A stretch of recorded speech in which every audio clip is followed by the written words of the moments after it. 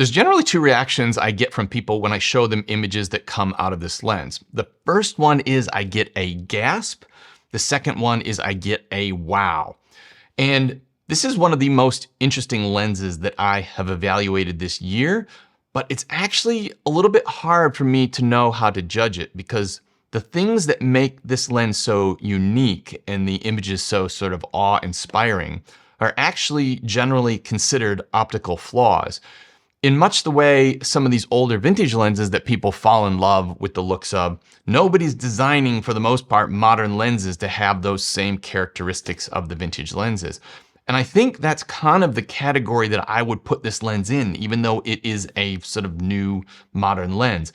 It has some of those vintage characters or vintage lens optical imperfections, which actually make the images more interesting and have a bit more character. So just looking at this lens, what you'll see is not only do you get these images that kind of look very much like they've come out of an interesting vintage lens, the lens itself on the outside looks very much like a vintage lens. It is a manual focus, manual aperture lens. As you can see, it has these sort of silver sort of markings or lines. It makes it look like, I don't know, maybe an old Zeiss lens or something like that. It also has the markings of distances. So if you're trying to judge how far something is away in either meters or feet, this is actually reasonably accurate. So if you're pretty much a good judge of distances and you stop your aperture down a little bit, you'll actually be able to nail focus just by using these measurements on the side of the lens itself. The aperture does have a clicked aperture ring, which is very nice and tactile, and the focus ring is really, really well dampened and really nice to use, and it is super, super smooth. It is a metal lens mount, and it also comes with a screw-on metal lens cap, which not everyone is a fan of. I don't mind it because I actually feel like it kind of slows me down and makes me a little bit more intentional with my photography. So I think that is kind of cool.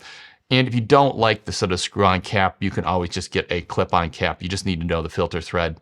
And I think it's like $1 or something like that, $2 on Amazon. They're not much. So you can switch to a normal clip-on cap if you want. This is a 35mm f/0.95 lens. And really the headline feature of the lens is that f/0.95 maximum aperture.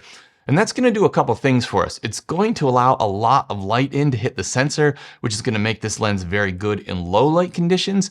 It's also going to mean that we're going to be able to get a very, very blurry background, because the bigger that opening is in the back of the lens, the more light is going to hit the sensor and the more blurry our background is going to be. So I think buying this lens, if you're interested in buying this lens, you really want to know if it's a lens that you can use at that sort of f/0.95 maximum aperture. Because if not, you're probably better off looking at an f1.4 lens. You can get similar build quality lenses at f1.4 for probably around half the price of this lens. So it is a lens that if you're buying, you're really going to be buying it for that f/0.95. You're going to want to make sure that you are going to use that f/0.95. Now, when we look at the image quality that we get out of this lens, this is where it gets very interesting. And the thing that stands out to me is the type and the quality of the background blur. And the background blur or bokeh coming out of this lens is really quite unique and unusual. And I think that is the thing that people are seeing. And when they're going gasping and saying, wow, I think that's really what they're noticing and what they're talking about. Now, for me, as a rule, I always want my lenses to have this sort of creamy and dreamy and smooth background blur. And that way, the thing that's in focus in the frame is your sort of main subject and focus, and everything behind it just becomes sort of a creamy, dreamy mess and doesn't distract from the main object.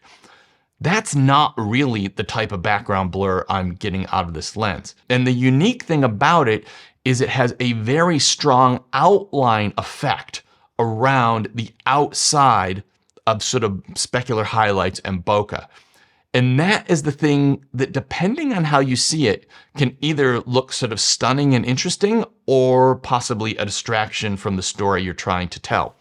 But the one thing that you absolutely can't deny is that when you look at the images coming out of this lens, when you have a significantly out of focus background, they don't look like just about any other lens out there. They are completely unique. So in a world where people are using Instagram filters and they're using their iPhone blurry background in cinematic mode and all of these things, none of that is going to give you anything that looks as unique is what you're getting out of this lens, if you like this sort of flavor of background blur or image quality. Now, the next thing we have to look at is the sharpness and detail. And what I'm finding is that f0.95, it can be hard to nail focus for one. Two, close-up image quality is quite poor, which is not unusual for f0.95 lenses. And in fact, I have not tested an f0.95 lens yet that has good close-up image quality. At this point in the video, I went on to say that this lens doesn't provide very good close-up image quality, which means when you get very, very close to the object, it isn't sharp in detail. What I've actually found after reviewing my photos and taking a few more sample photos is actually this isn't the case. The close-up image quality is reasonably good. It's actually the fact that we have an f0.95 aperture that when you're close to something, it becomes very, very difficult to nail focus. And I had to actually put the camera on a tripod, focus it manually, and take my time. And when I did, the image quality close-up was pretty good, and you're seeing some examples of that now. But one thing you do get when you have a 35mm f0.95 lens, and the superpower of lenses like this, is not so much that close-up image. It's more when something is further away from the camera, and you're shooting with sort of an f1.4 or an f2 maximum aperture lens, it's very hard to get that subject and get that subject separated from a background that maybe isn't too far away from it. You really can get a little bit of background blur, but sort of not a lot.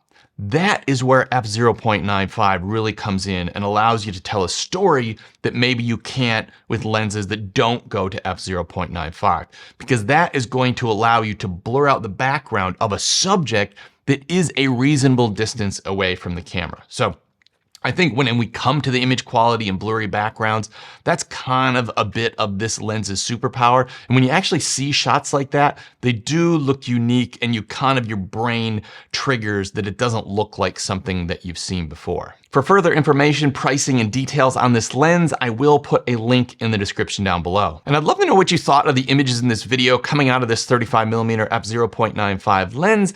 And if you are interested in a portrait lens that does give you that creamy and dreamy background blur, I've just thrown a video on screen now.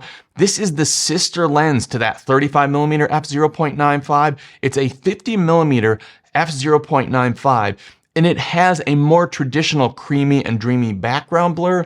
You're still getting the f0.95 maximum aperture, and because it's a 50mm lens, you're actually getting a more blurry background than you are with the 35mm lens.